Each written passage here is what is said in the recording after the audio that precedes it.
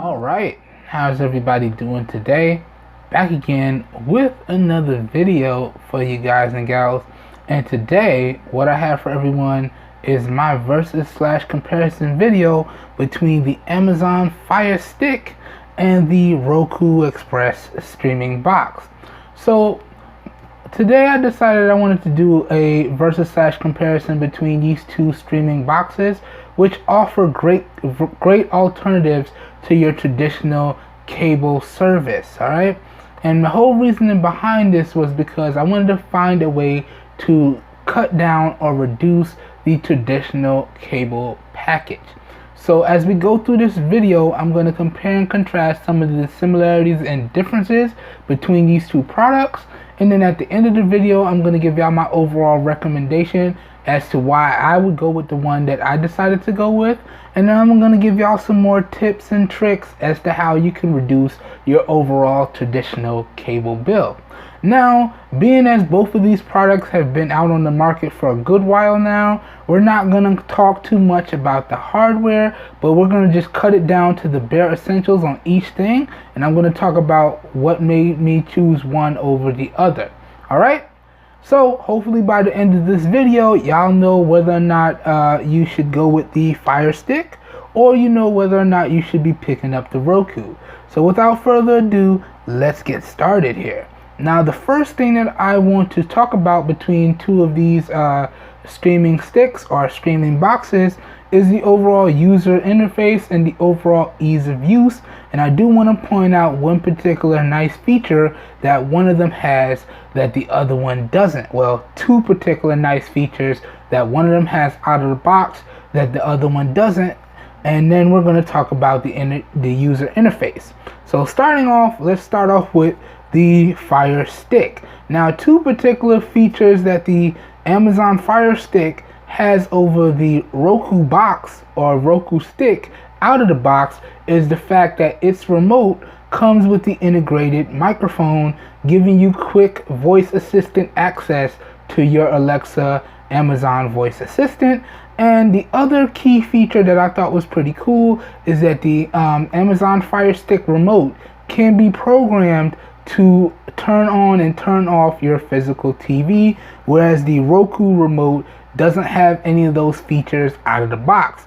Now the Roku remote, they do sell a separate remote that integrates a microphone so you can use voice search and things of that nature, but you don't have the ability to program the remote with your TV out of the box. So when you're using a Roku, you still need the traditional TV remote to turn the TV off and on, or you need a smartphone with an IR blaster. So those are two key features that I feel the Fire Stick has over the Roku remote, at least out of the box anyways.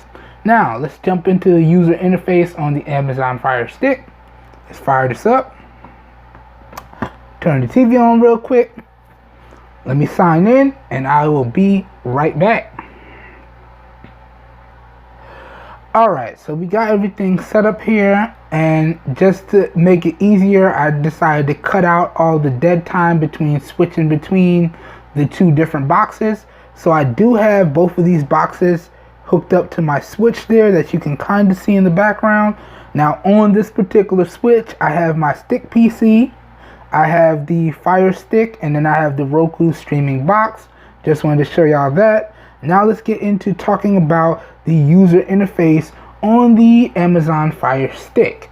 Now talking about the overall user interface, I would have to say in terms of this user interface compared to the Roku, which is something you're going to see in a little bit, the Amazon Fire Stick interface has extremely nice polish.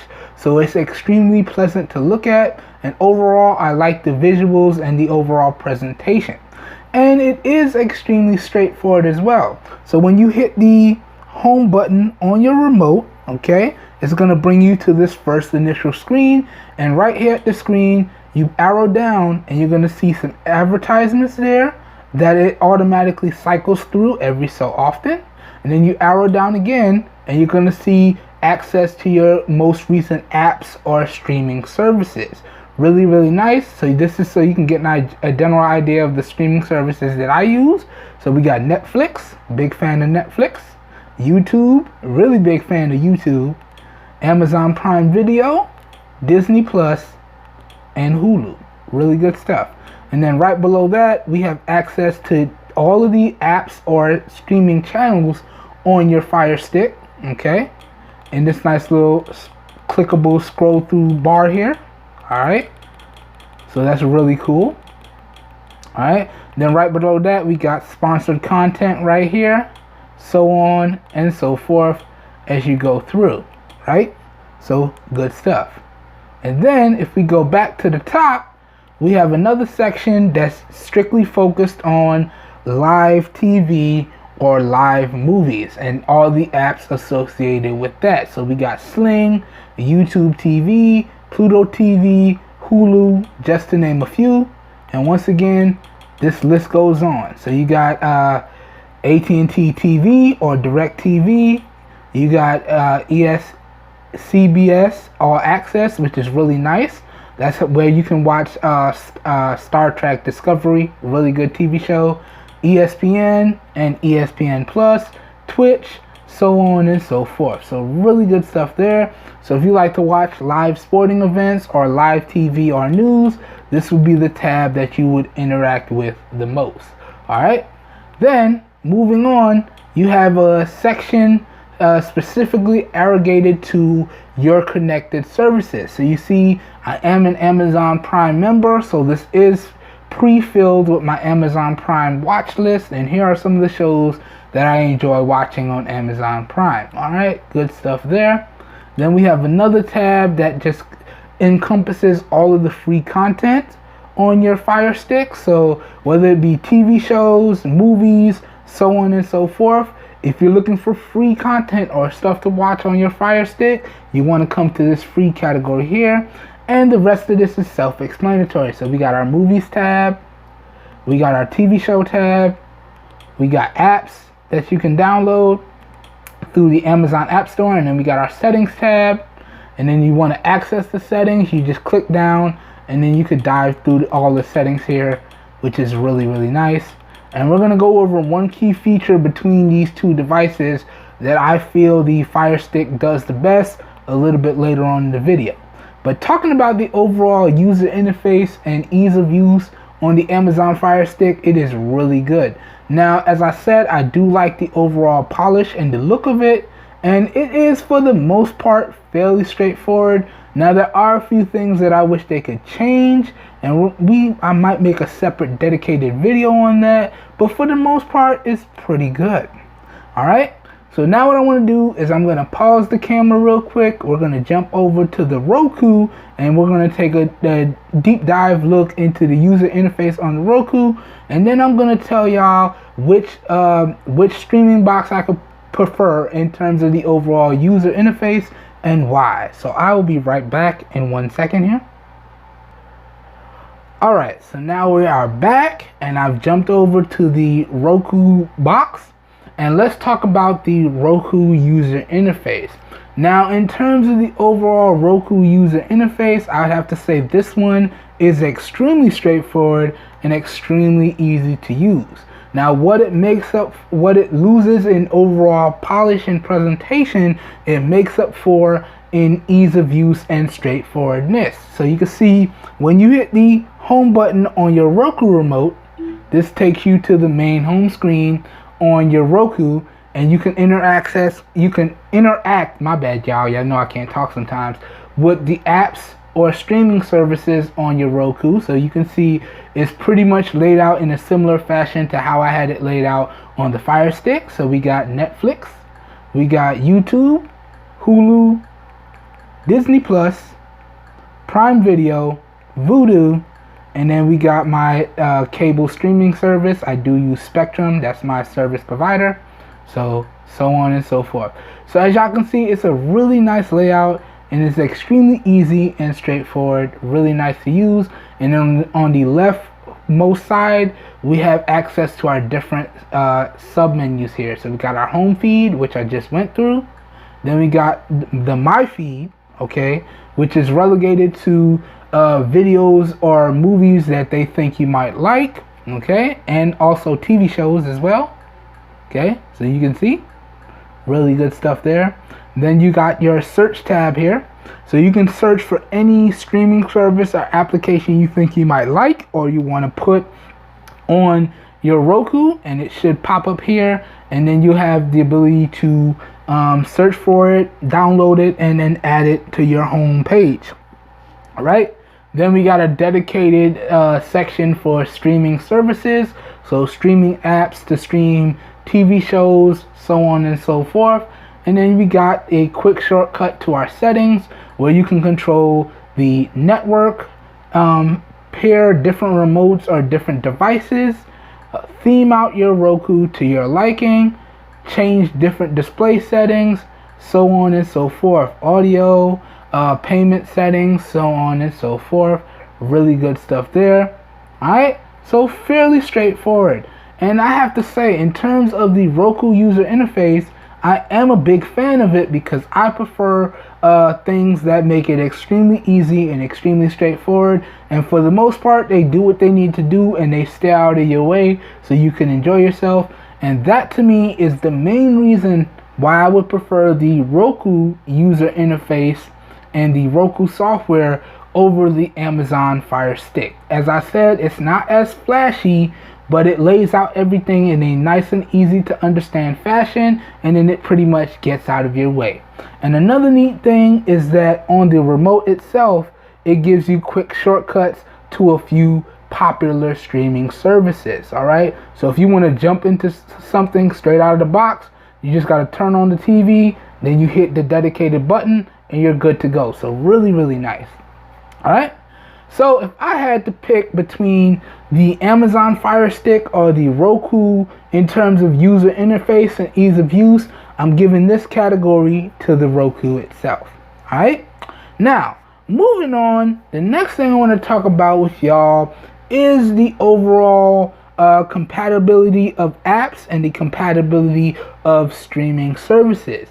And this is another category where I have to say the Roku wins hands down, because out of the box, as I said, if you're looking for something on the Roku, you basically just have to search for it. It's gonna pop up and you should be good to go. And pretty much any and everything that I use on a regular basis, on whether it be on my computer, on my smartphone, or even now on my Roku box, I was easily able to type in and find on the Roku. Whereas on the Amazon Fire Stick, it found mostly everything, but a few things that my family likes to use on a regular basis, I didn't readily have access to out of the box on the Amazon Fire Stick. So in particular, the Spectrum TV app here, whereas I was able to find it on the Fire Stick and sideload it, there were some compatibility issues and it didn't run as good as it's supposed to. Whereas when I set up the Roku, all I had to do was search for it, then I had to sign into my account, and then we were ready to go. So in terms of the overall apps, compatibility, and available streaming services, I'm giving this category to the overall Roku as well. All right, now let's talk about some things that one stick or box does better than the other. And the one thing that I want to highlight for this category is the Bluetooth and the Bluetooth pairing capabilities on both. Now, both of these streaming boxes do offer their own dedicated versions of Bluetooth. All right, now with the Roku in particular, you do need to jump on the Play Store or App Store of your choice, so whether it's Android, iOS, or Windows, and you will need to download the Roku application. All right, then once you download the Roku application, let me show you, let me get you a close-up. This application right here. Okay, once you download the Roku application, what you want to do before you launch it is make sure, in this case, if you were trying to set up Bluetooth, that's the demonstration we're going to use here. Let's say you were trying to set up Bluetooth. You want to make sure you turn on Bluetooth on your smart device first. Okay, and then you would launch into the Roku application. All right, then you want to go over to the More tab, and in the More tab, you just want to make sure you connect up to a Roku that you're trying to stream to and use your Bluetooth device. All right, so in this case, we're going to pick my bedroom here.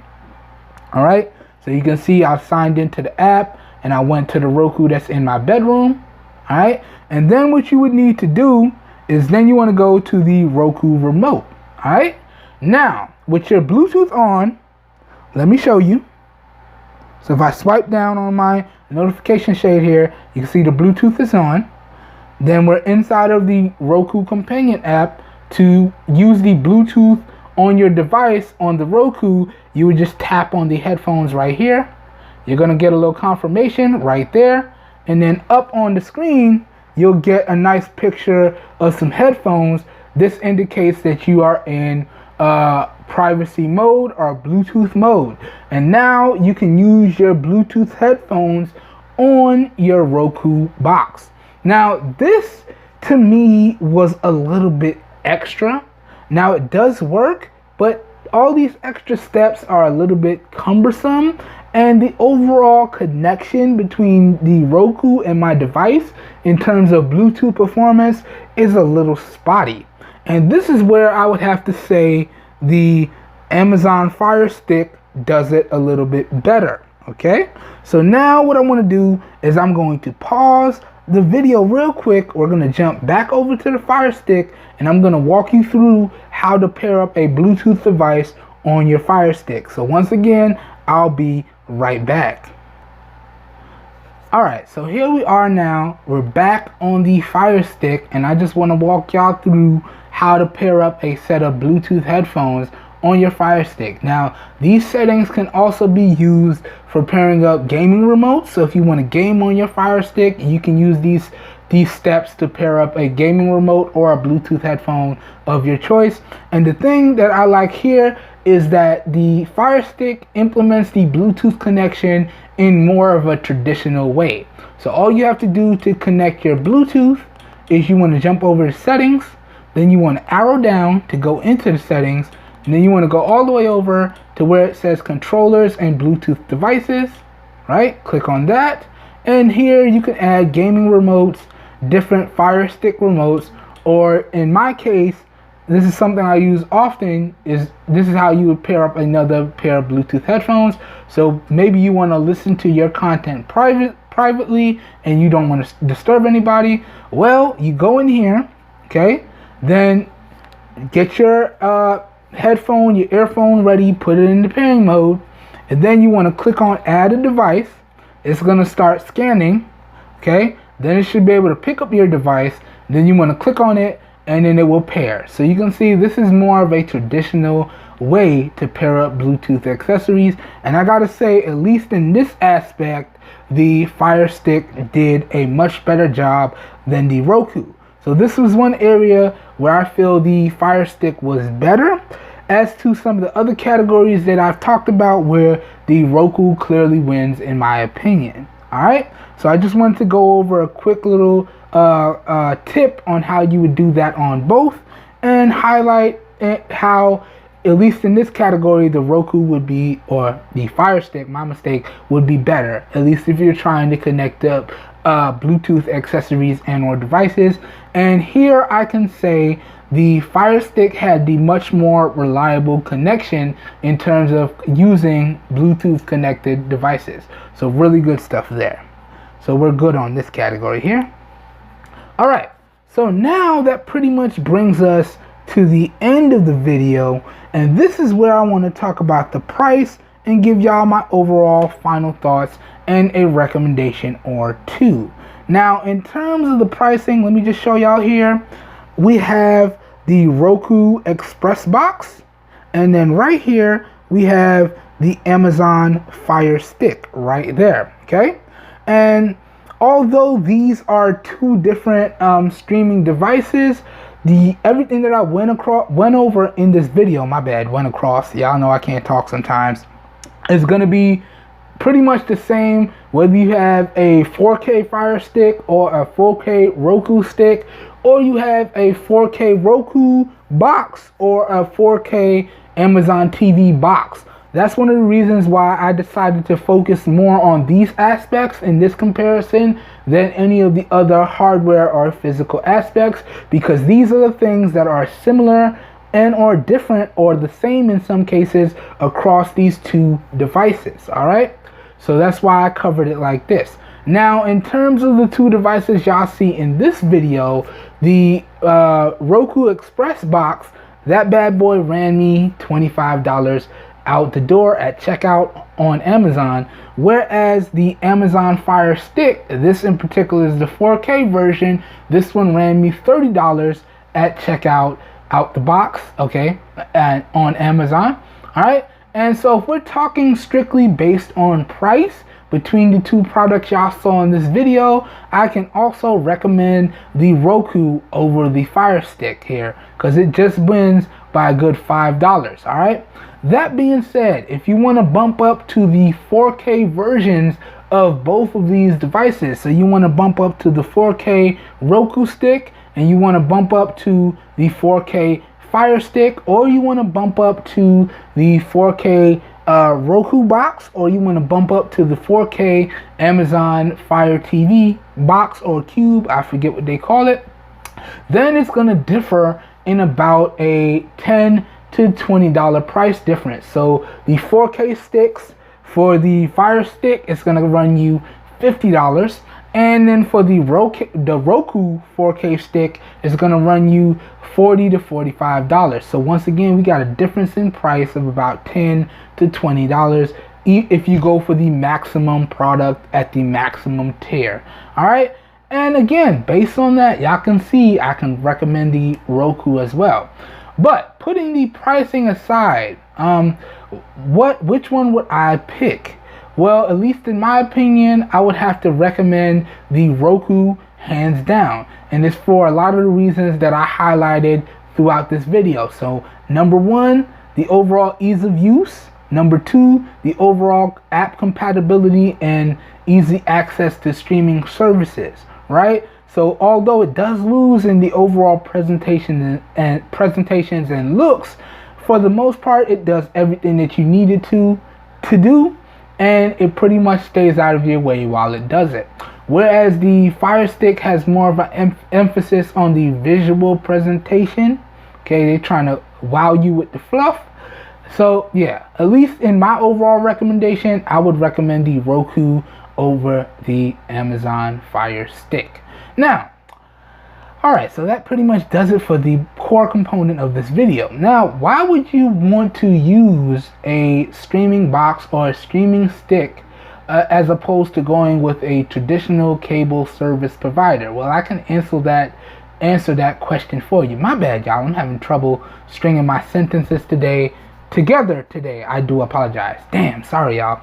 But why would you want to go with a streaming service or a streaming box over traditional cable service and traditional cable equipment? Well, for those of you that don't know, if you get traditional cable, including traditional cable equipment, not only do you have to pay for the service, but you have to pay a monthly fee for the equipment. So the equipment plus the service can be very expensive, especially after you factor in the taxes. Now, as I said earlier, my cable or internet service provider is Spectrum, and at least when we talk about Spectrum in particular, it can get quite expensive. Now, the whole reason why I implemented this setup throughout my whole house was, number one, I wanted to do a quick comparison between the Fire Stick and the Roku, and then I wanted to decide which one would be the best for my family and everything that we do in terms of traditional cable and services. So at least for me, I'm going to be getting rid of all the Fire Sticks throughout the house, and we're going to switch everything over to Roku's, because the Roku, not only does it offer an easy experience, but it has access to everything that I like to use and my family likes to use on a daily basis, at least when it comes to cable television. And not only does it still offer that traditional experience, but it reduced the bill dramatically. So before we implemented this setup, I had 3 traditional cable boxes and then traditional cable service with internet. After we implemented this setup, I was able to turn in the 3 traditional cable boxes, and at least where Spectrum is concerned, depending on your type of box, the price for the equipment can range from anywhere from $6 to $12. In my particular case, it ran us $12 per box. So getting rid of those 3 boxes dropped the bill in terms of equipment down by a good $36. All right. And then what I did to drop the bill even further is I went ahead and I called Spectrum, and my granddad and I sat down and we looked at the channels that we actually use, and we went ahead and made some changes to our traditional cable service, and that was able to drop the bill down even further. So before we made these changes, the traditional cable bill before these changes was about $200 to $220.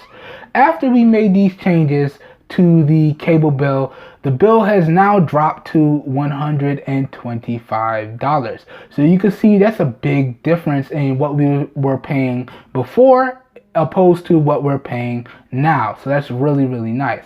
So that's one of the ways that I thought it would be cool to do a video showing y'all which one I would prefer between the Fire Stick and the Roku, and maybe giving y'all some ideas on how you can save some money in a few different areas of your daily routine. So in this video, I focused more on the traditional cable experience and how you can change it and reduce your bill overall. Now, there are some other nice pro tips that you can use to drop your traditional cable service even further, but they do come with their caveats. So as I said, when you have a traditional cable service provider and you're paying for your boxes and your equipment, you do have to pay a monthly fee for the equipment and the service. Now, if you want to get rid of that monthly fee for the equipment, you can go out and, let's say, in my case, get you some streaming boxes or some streaming sticks. Okay, you just want to make sure it's going to be compatible with your service provider, and you can replicate the traditional service experience that you're used to. Now, another way you can drop your bill even further is, let's say you want to turn in your router or your Wi-Fi modem, okay, and you want to go out and buy your own gear for that. Now, you can do that and then call your service provider and ask them to activate your equipment on their service, and then that will drop your bill even further. But there are a few caveats to that I want to point out. So if you go out there and you get your own equipment, you get your own router, you get your own modem, you turn in the cable service provider's equipment, at that point they're going to tell you, and I did verify this, that now they hold no responsibility if anything breaks. So if you're using your equipment and you have any types of issues or the hardware dies, the service provider is not responsible for that at all. So that's completely on you. And this is where you might want to consider, at least from that aspect, staying with your service provider's equipment, because if you're paying for equipment from your service provider, if anything breaks, or you're having issues, you can call them up and they'll walk you through how to fix it. And if it's a hardware issue, they can call out a technician to come out and fix it for you. So that's one of the benefits of going with a traditional service provider for some equipment as opposed to other. And that also shows you how you can save more money going with your own equipment. Just be mindful of, you do have to take certain risks if you go with your own equipment.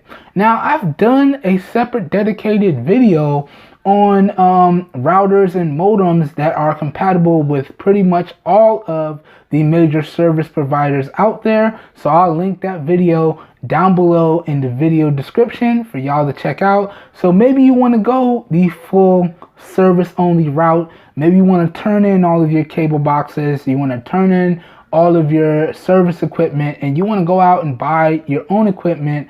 Well, you can do that. And so I'll link up everything that I talked about in this video. So the Roku and all of its different variations, the Fire Stick and all of its variations, and I'll also provide links to my crazy deals video on the best routers and modems that you can use so you can get rid of these service providers equipment. So everything y'all need will be linked up down below in the video description as always. And as always, I hope you guys and gals enjoyed this video, and I hope y'all found it helpful. If you did enjoy this video and or you found it helpful in any shape, form, or fashion, please help your boy out by giving the video a thumbs up. That really does help me out. You don't know how much. As always, if you would like to see more content like this, also feel free to hit that subscribe button down below and click off the notification bell icon right next to it so you guys and gals get notified when I publish new videos.